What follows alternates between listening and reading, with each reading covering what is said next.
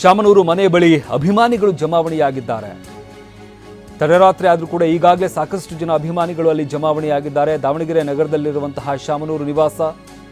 ಶಾಮನೂರು ಅಭಿಮಾನಿಗಳಲ್ಲಿ ಮಡುಗಟ್ಟಿದ ದುಃಖ. ಶಾಮನೂರು ನಿಧನಕ್ಕೆ ದಿವ್ಯಾಂಗ ಅಭಿಮಾನಿ ಕಣ್ಣೀರು ಹಾಕಿದ್ದಾರೆ. ಸಾಕಷ್ಟು ಜನ ಈಗಾಗಲೇ ಅಲ್ಲಿ ಜಮಾವಣೆಯಾಗಿದ್ದಾರೆ. ಸಾಕಷ್ಟು ಜನ ಕಣ್ಣೀರು ಹಾಕ್ತಾ ಇದ್ದಾರೆ. ಅವರ ಅಭಿಮಾನಿಗಳಲ್ಲಿ ದುಃಖ ಮಡುಗಟ್ಟಿದೆ. ಅದೇ ರೀತಿಯಾಗಿ ಅಲ್ಲಿ ಬಂದಿದ್ದಂತಹ ಒಬ್ಬರು ದಿವ್ಯಾಂಗ ಅಭಿಮಾನಿಯೊಬ್ಬರು ಕಣ್ಣೀರು ಹಾಕಿದ್ದಾರೆ. ತಮಗೆ ಅವರು ಕೊಟ್ಟಂತಹ ಸಹಕಾರ, ಅವರಿಂದ ಆದಂತಹ ಸಹಾಯ, ಇದೆಲ್ಲವನ್ನ ನೆನೆದು ಅವರು ಕಣ್ಣೀರು ಹಾಕಿದ್ದಾರೆ. ಅದೇ ರೀತಿಯಾಗಿ ಸಾಕಷ್ಟು ಜನ ಈಗಾಗಲೇ ಸಹಸ್ರಾರು ಸಂಖ್ಯೆಯಲ್ಲಿ ದಾವಣಗೆರೆಯಲ್ಲಿ ಇರುವಂತಹ ಶಾಮನೂರು ಶಿವಶಂಕರಪ್ಪ ಅವರ ನಿವಾಸ ಏನಿದೆ ಅಲ್ಲಿಗೆ ಅಭಿಮಾನಿಗಳು ಆಗಮಿಸಿದ್ದಾರೆ. ತಮ್ಮ ದುಃಖವನ್ನು ಅವರು ವ್ಯಕ್ತಪಡಿಸ್ತಾ ಇದ್ದಾರೆ. ಗಮನಿಸ್ತಾ ಇದ್ದೀವಿ, ಅಲ್ಲಿ ಬಂದಿರುವಂತಹ ದಿವ್ಯಾಂಗ ಅಭಿಮಾನಿಯೊಬ್ಬರು ಬಿಕ್ಕಳಿಸಿ ಅಳ್ತಾ ಇರುವಂಥದ್ದು. ಅವರ ಆಕ್ರಂದನ ಮುಗಿಲು ಮುಟ್ಟಿದೆ. ಅಂದರೆ ತಮ್ಮ ಮನೆಯವರೇ ಯಾರೋ ನಿಧನರಾಗಿದ್ದಾರೆ ಅನ್ನೋ ಮಟ್ಟಿಗೆ ಅವರು ತಮ್ಮ ದುಃಖವನ್ನು ತೋಡ್ಕೊಳ್ತಾ ಇರೋದು. ಯಾಕೆ ಅಂತಂದರೆ ಅವರಿಗೆ ಆ ಮಟ್ಟಿನ ಸಹಾಯವನ್ನು ಶಾಮನೂರು ಶಿವಶಂಕರಪ್ಪ ಅವರು ಮಾಡಿರುವಂಥದ್ದು.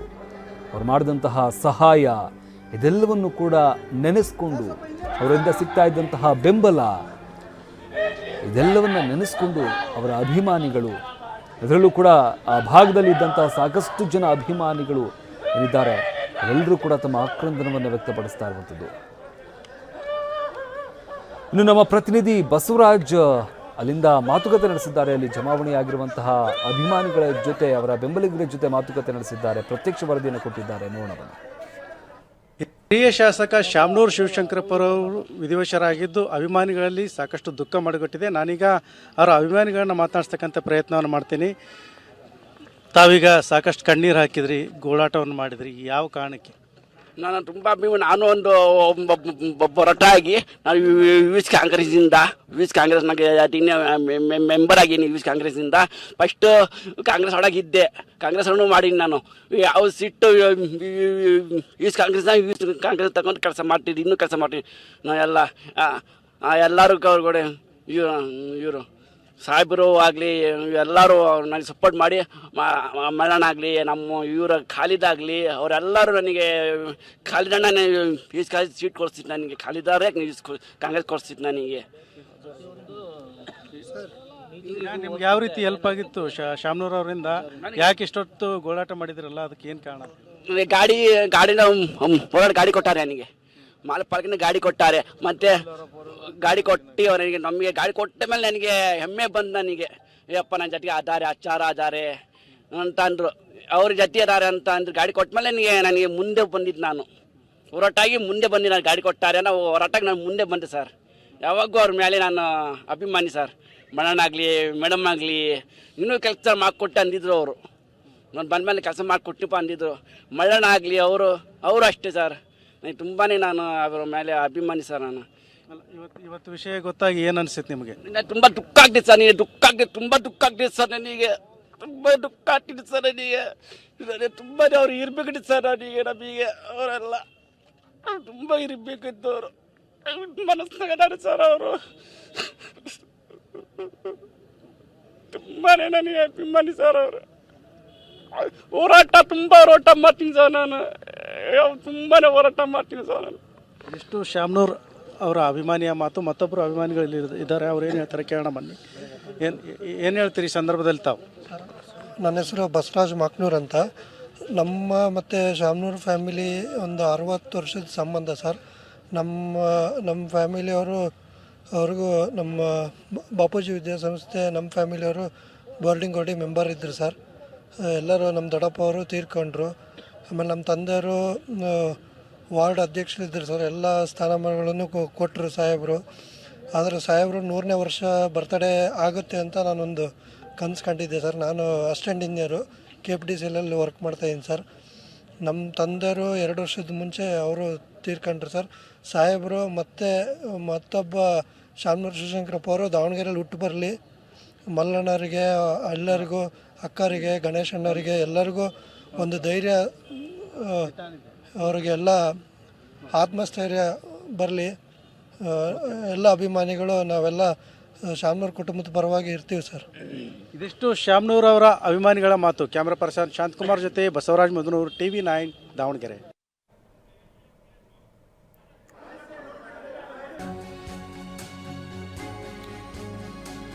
ಇನ್ನು ಶಾಮನೂರು ಶಿವಶಂಕರಪ್ಪ ಮನೆಗೆ ಎಸ್ಪಿ ಭೇಟಿ ನೀಡಿದ್ದಾರೆ.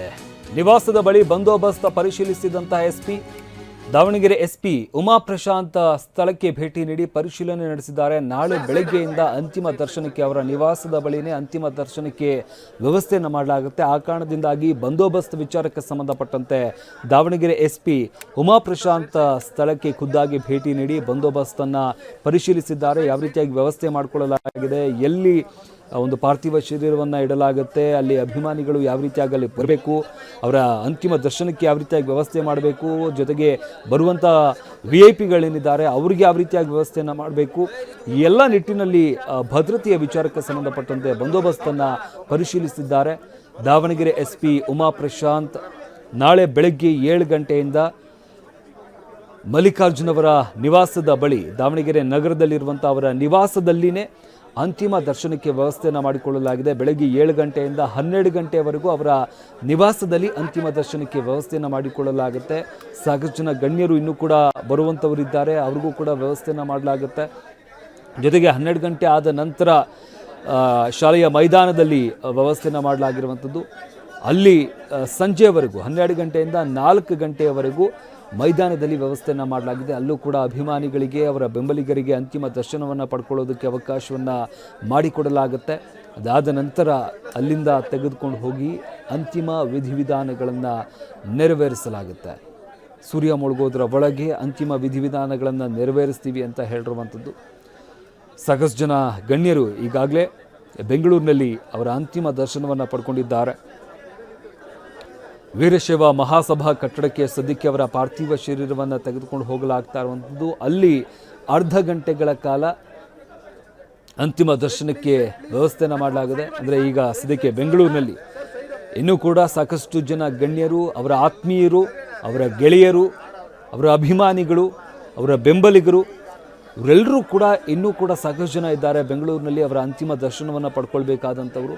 ಅದರಿಂದಾಗಿ ಇನ್ನೂ ಅರ್ಧ ಗಂಟೆಗಳ ಕಾಲ ವೀರಶೈವ ಮಹಾಸಭಾ ಕಟ್ಟಡ ಏನಿದೆ ಅಲ್ಲಿ ಅಂತಿಮ ದರ್ಶನಕ್ಕೆ ವ್ಯವಸ್ಥೆಯನ್ನು ಮಾಡಲಾಗಿದೆ. ಅದಾದ ನಂತರ ಅವರ ಪಾರ್ಥಿವ ಶರೀರವನ್ನು ರಸ್ತೆಯ ಮುಖಾಂತರ ದಾವಣಗೆರೆಗೆ ತೆಗೆದುಕೊಂಡು ಹೋಗಲಾಗುತ್ತೆ. ರಸ್ತೆಯ ಉದ್ದಕ್ಕೂ ಕೂಡ ಅವರ ಅಭಿಮಾನಿಗಳು ಎಲ್ಲೆಲ್ಲಿದ್ದಾರೆ, ಅವರ ಬೆಂಬಲಿಗರು ಎಲ್ಲೆಲ್ಲಿದ್ದಾರೆ ಅಲ್ಲಿ ನಿಲ್ಲಿಸಿ ಅವರಿಗೆ ಅಂತಿಮ ದರ್ಶನಕ್ಕೆ ವ್ಯವಸ್ಥೆಯನ್ನು ಮಾಡಿಕೊಟ್ಟು ಅದಾದ ನಂತರ ರಸ್ತೆಯ ಮಾರ್ಗವಾಗಿಯೇ ಅವರ ಪಾರ್ಥಿವ ಶರೀರವನ್ನು ತೆಗೆದುಕೊಂಡು ಹೋಗಲಾಗುತ್ತೆ. ಅದರಿಂದಾಗಿ ಬೆಳಗ್ಗೆ 6 ಗಂಟೆಗೆ ದಾವಣಗೆರೆ ತಲುಪುವಂತಹ ನಿರೀಕ್ಷೆ ಇರುವಂಥದ್ದು. ಅದಾದ ನಂತರ ಅಲ್ಲೊಂದಷ್ಟು ಕೈಂಕರ್ಯಗಳೇನಿದ್ದಾವೆ ಅವುಗಳನ್ನು ನೆರವೇರಿಸಿದ ನಂತರ 7 ಗಂಟೆಯಿಂದ ದಾವಣಗೆರೆಯ ನಗರದಲ್ಲಿರುವಂಥ ಅವರ ನಿವಾಸ ಏನಿದೆ, ನಿವಾಸದ ಬಳಿ ಅಂತಿಮ ದರ್ಶನಕ್ಕೆ ವ್ಯವಸ್ಥೆಯನ್ನು ಮಾಡಲಾಗಿರುವಂಥದ್ದು. ಬೆಳಗ್ಗೆ 7 ಗಂಟೆಯಿಂದ 12 ಗಂಟೆಯವರೆಗೂ ಅವರ ನಿವಾಸದ ಬಳಿ ಅಂತಿಮ ದರ್ಶನಕ್ಕೆ ವ್ಯವಸ್ಥೆಯನ್ನು ಮಾಡಲಾಗಿದೆ. ಈ ನಿಟ್ಟಿನಲ್ಲಿ ಸದ್ಯಕ್ಕೆ ಜಿಲ್ಲಾ ಪೊಲೀಸ್ ವರಿಷ್ಠಾಧಿಕಾರಿಗಳು ಖುದ್ದಾಗಿ ಸ್ಥಳಕ್ಕೆ ಭೇಟಿ ನೀಡಿ ಅಲ್ಲಿನ ಬಂದೋಬಸ್ತ್ ವಿಚಾರಕ್ಕೆ ಸಂಬಂಧಪಟ್ಟಂತೆ ಪರಿಶೀಲನೆ ನಡೆಸ್ತಾ ಇರುವಂಥದ್ದನ್ನು ಕೂಡ ನಾವು ಗಮನಿಸ್ತಾ ಇದ್ದೀವಿ. ಅದೇ ರೀತಿಯಾಗಿ 12 ಗಂಟೆ ನಂತರ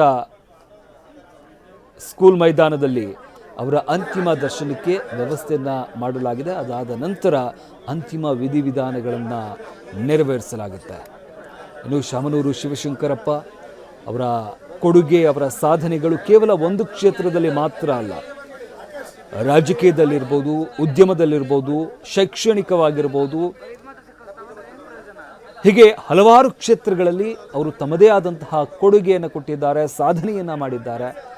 ಅದೆಲ್ಲವನ್ನೂ ಕೂಡ ಇವತ್ತು ಅವರ ಅಭಿಮಾನಿಗಳು ನೆನಪಿಸ್ಕೊಳ್ತಾ ಇರುವಂಥದ್ದನ್ನು ಗಮನಿಸ್ತಾ ಇದ್ದೀವಿ. ಜೊತೆಗೆ ಜನಸೇವೆ, ಕೇವಲ ರಾಜಕೀಯದಿಂದ ಮಾತ್ರ ಜನಸೇವೆ ಮಾಡಬೇಕಾಗಿಲ್ಲ, ರಾಜಕೀಯ ಇಲ್ಲ ಅಂದರೂ, ಅಧಿಕಾರ ಇಲ್ಲ ಅಂದರೂ ಕೂಡ ನಾನು ಜನಸೇವೆಯನ್ನು ಮಾಡ್ತೀನಿ ಅನ್ನೋದನ್ನು ಅವರು ತೋರಿಸ್ಕೊಟ್ಟಂತಹ ವ್ಯಕ್ತಿ.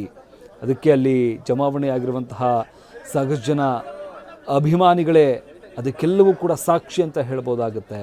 ಅವರ ಆಕ್ರಂದನ, ಅವರ ಕಣ್ಣೀರು, ಅದೆಲ್ಲವೂ ಕೂಡ ಹೇಳ್ತಾ ಇರುವಂಥದ್ದು ಅವರ ಒಂದು ಕೊಡುಗೆ ಯಾವ ರೀತಿಯಾಗಿ ಇತ್ತು ಅನ್ನೋದನ್ನು.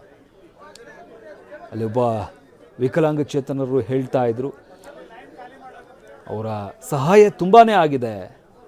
ಒಬ್ಬ ತಂದೆ ಸ್ಥಾನದಲ್ಲಿ ನಿಂತ್ಕೊಂಡು ನಮಗೆ ಬಹಳ ಸಹಾಯ ಮಾಡಿದ್ದಾರೆ. ಅವರು ಇದ್ದಿದ್ದರೆ ಇನ್ನೂ ಕೂಡ ನಮಗೊಂದು ಧೈರ್ಯ ಇರ್ತಾ ಇತ್ತು, ನಮಗಿನ್ನೂ ಕೂಡ ಸಹಾಯ ಮಾಡ್ತಾಯಿದ್ರು. 100 ವರ್ಷ ಅವರು ಬದುಕ್ತಾರೆ ಅಂತ ಅಂದ್ಕೊಂಡಿದ್ವಿ, 100 ವರ್ಷ ಅವರು ಬದುಕಬೇಕಾಗಿತ್ತು ಅಂತ ಅಲ್ಲಿ ನೆರೆದಿರುವಂಥ ಅಭಿಮಾನಿಗಳು ತಮ್ಮ ಅಳಲನ್ನು, ಆಕ್ರಂದನವನ್ನು ತೋಡ್ಕೊಳ್ತಾ ಇದ್ದಾರೆ.